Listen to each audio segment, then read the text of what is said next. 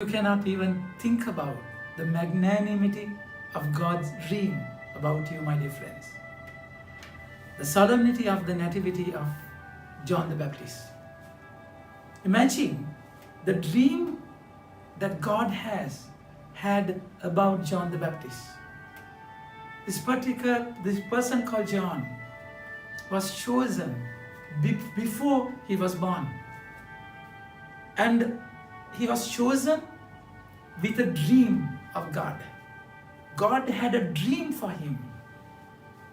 And how subtle way that God designed his path, my dear friends. He chose him, he broke him, molded him, and he sent him with a mission. The first reading beautifully says, the mission John had is very important, is of great importance. But then for that mission, God chose him and he had to mold him in order to prepare him for that mission. The word says, he will sharpen his words like a sword. He will sharpen his words like a sword. So he has to, if for his word to be sharpened, he has to go through a struggle. How to sharpen a sword? You put the sword in fire, and then you take a hammer and smash it, creep it. And that's how you sharpen the sword. John the Baptist, the word of John the Baptist was anointed. He was a voice in the wilderness, isn't it? Without a miracle, without any catchy thing, all the people from all over came to the desert to listen to him. His word was so, his preaching was so powerful. People thought he's Messiah. All the time, the gospel writers had to emphasize Jesus to tell that he's Messiah and he's the one who prepared the way. So that amount of power in his words. But then God had to make him like a sword, his words like a sword. And then he said, he will sharpen him like an arrow. So he became the arrow. The first reading beautifully says, what would happen with arrow? That arrow will pierce the heart of the other person. An arrow will show the direction. For that, God has to make him go through a formation. That's exactly the meaning of his life. The word says, Yahweh called me from my mother's womb. He pronounced my name before I was born. So that's a dream God had for John the Baptist.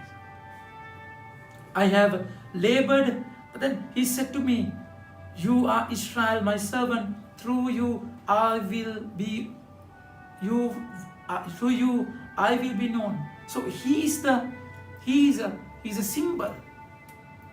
God's way, God's power is manifested through him. But then the word says, the arrow, he will make arrow, sharpen the person like an arrow, but then he keeps it in the pouch until the proper moment.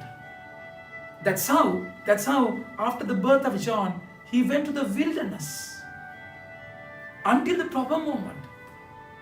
He had to go through a formation, isn't it? God prepared the path, infrastructure, background for him to be born. How? By making Elizabeth barren. All the time in the salvation history, we find the people, the mother of Samson, Simeon, and all the mothers were barren before the strong personalities were born. Because God wanted to show it's by his power this birth is happening, not by human intervention. So that's exactly, Samuel was born through a barren woman, isn't it? So this is exactly how Elizabeth was barren, and God chose that womb to show God's power and God's intervention in human weakness. That's how he was born. And even in naming him, in the day of circumcision, he was naming him. When they were naming him, people had a different dream. People's notion was different, isn't it? They all wanted to name him Zechariah after his father. But then God so powerfully planned his life. Elizabeth said strongly, his name is John. And Zechariah, who could not speak, and God spoke to him and gave the name as John. My dear friends, you cannot imagine how vast his dream about you also.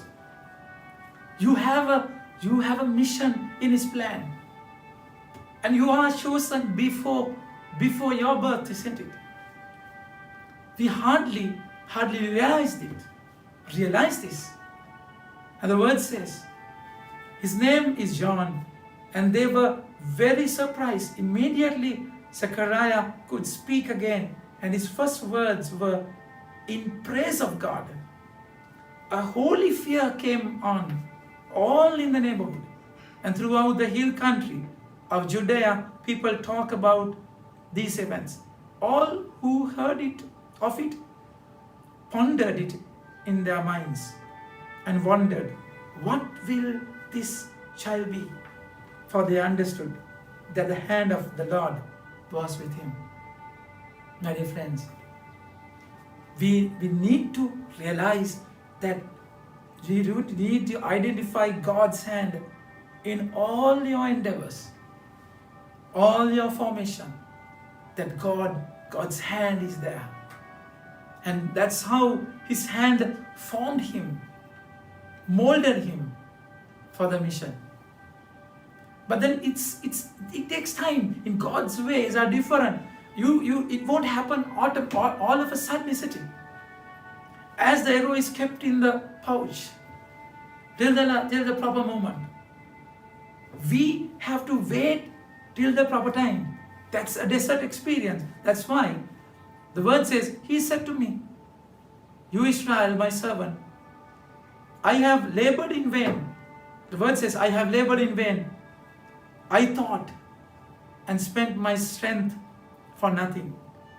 Yet what is due me was in the hand of Yahweh, and my reward was with my God.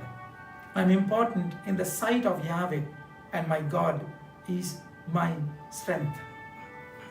My dear friends, God has a plan for you, and he will use you in his proper way, proper time.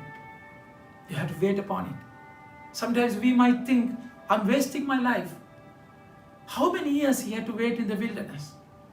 And imagine the way John the Baptist was killed, persecuted. It's because of a petty dance, isn't it? And he was given as a trophy. He was beheaded by Herod.